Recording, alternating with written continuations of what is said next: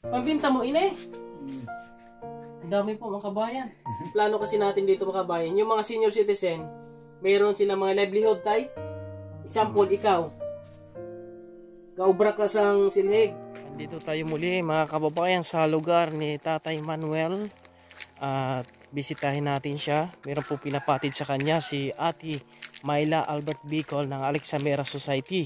Ayuda po mga kababayan. Andito natin sa bahay ni Tatay Manuel. At meron po siyang ginagawa po mga kababayan. Wow. Tay! Maying hapon! Kamusta ka diha? Simong balay? Ano ini? Ginagawa mo? Anong ginagawa mo?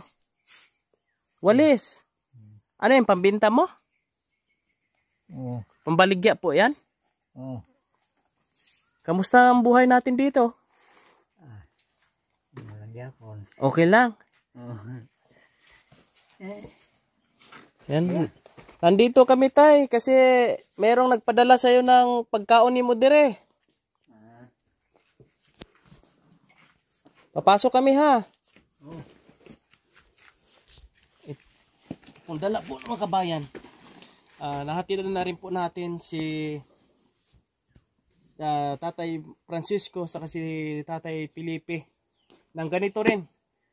Tig 1.5 sila mga kababayan, no, mula kay Alexamera Society, kay Ate Myla Albert Bicol. Ayuda po yun sa kanila. Yeah. Tay, imuha na yung kwan tay. Yeah. Ari ka tay, kung kuwari tay. Yeah. Ha?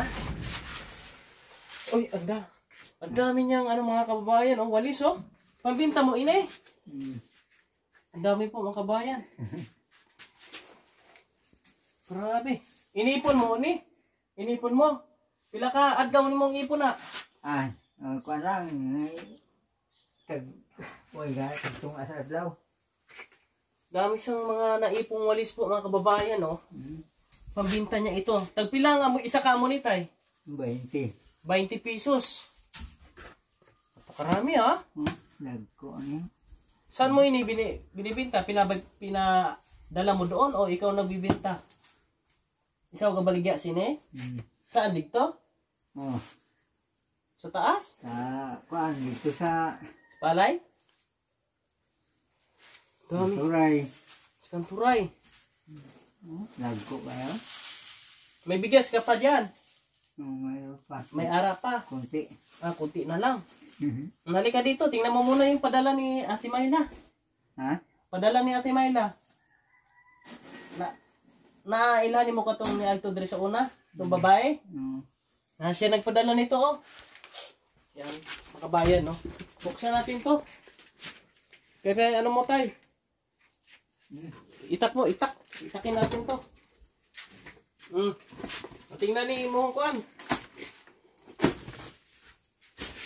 Ako makabayan. Oh, tingnan mo yung pinadala ni ano. Oh. Kayo?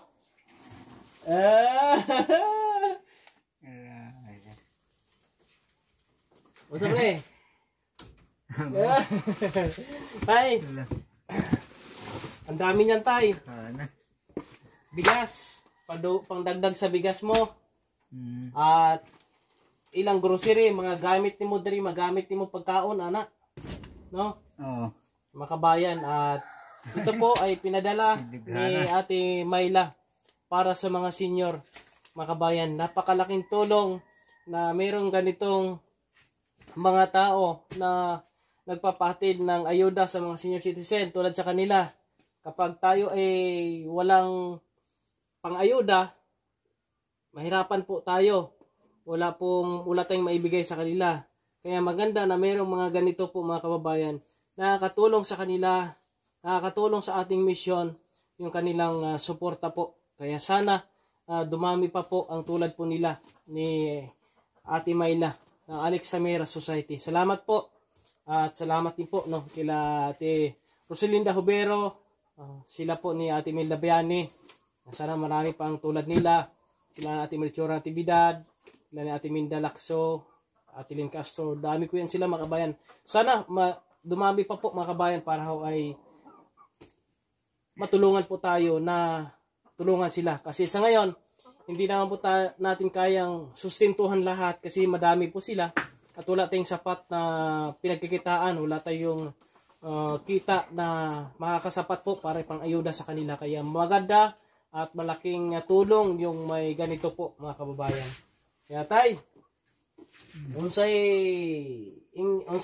isulti nimo kay Ate Mayla nga iha kang gitagaan nga ni. Salamat ang iya kong gitagaan. Salamat daw po Ate Mayla na binigyan mo po siya ng ganitong ayuda. Mayroong kung bigas kunti na lang. May bigas daw siya, kunti na lang, tamang-tama. Kanina, si Tatay Francisco, yung alto dito itong pag ribbon cutting, itong hilumon, wala na siya bugas, wala na siya bugas. Ako apong gidalaan ni ngani, na maligya na sa kuan, kaning mga botilya, hindi siya junk shop. Oo. Tapos si Tatay naman, walis po mga kababayan, yung kanya pong mga pinagkaabalahan. Hindi naman siya makatanim-tanim ngayon kasi wala, basa, walang tubig. Grabe. Tuyong-tuyo ang ano dito, mga taniman mga kabayan. So, dala ka na yung walis. Magdala daw ako ng walis. Tay, ubos na yung mga basura doon sa walis ko dahil marami akong walis. Tay, ganito tay. Ipunin mo na lang na, igumunin mo diha kay ako mo palit. Okay? Ayos ba? Mayroon ng bigas. Oo. May bigas ka naman dyan. Kung ganito mga kabayan, kasi isa sa mga plano talaga natin na may... Wala ng pera. Wala din sa pera. Malaga may bigas. No? Ang plano kasi natin dito mga kabayan, yung mga senior citizen, mayroon silang mga livelihood tay. Example, ikaw. Gaubra ka sang silhig. Kada kinsinas, dahil ang takag-ingon ani, ayuda, paliton pa na ako imuhang kuan. Tapos ako ang ibaligya dito. No? Ikaw na lang ikuan tanan no. Ipunin mo lang na, tigumon mo lang ha, yung walis. Sobra 21 mo na bilang. Ipunin mo lang, padamihin mo para bilhin natin, tapos ibenta ko doon. Ang pinagbintahan, yun na lang po ang ibibili ko ng ayuda. Ihatid ko na naman dito sa kanila. Ayos. Di ka na mabudlayan. Di na sa mahirapan magpunta doon, magpasan-pasan, magbinta-binta. Di ba? Di ka na mabudlayan. Ayos ha? Yan ang mga pinapag-usapan namin. So, hindi ko pa talaga yung plano natin na kuha ako ng pwesto, tapos doon ko ipanglagay yung mga nila, yung mga kanilang pangkabuhayan. Doon ko sana ilagay, kaya hindi ko pa magawan kasi wala pa tayong pwesto wala pa tayong enough budget para pang-umpisa, pang paggawa ng pwesto. Kaya kung ano lang meron, tiyaga lang muna. Tay, walay problema diri sa balay nimo? Wala. Walay nangaluyag nimo dire? Ha? Wala. Wala daw. Walang nangliligaw daw dito sa kanya. Walang tik sa gabi. Wala. Wala. Maanak mo kami kasi hapon na. Alas 5:30 na po mga kabayan. Pinunta namin si Tatay para maihatid po natin para magamit nila kaagad yung dinala po natin, yung pinadala po ni Ate Mayla. Maraming salamat and mabuhay kayong lahat po mga kababayan. Tay, dito muna kami. Ayan, shoutout sa buong team Kalingap. Lalo na po kay Kuya Bal Santos Matubang. Maraming salamat. And mabuhay kayong lahat. Support din po natin mga kabayan. Si Rami, yung ating kasama ngayon. Mabuhay kayong lahat sa ating mga followers, subscribers, sa mga OFW nating kababayan. Maraming salamat po sa inyo. Bye-bye.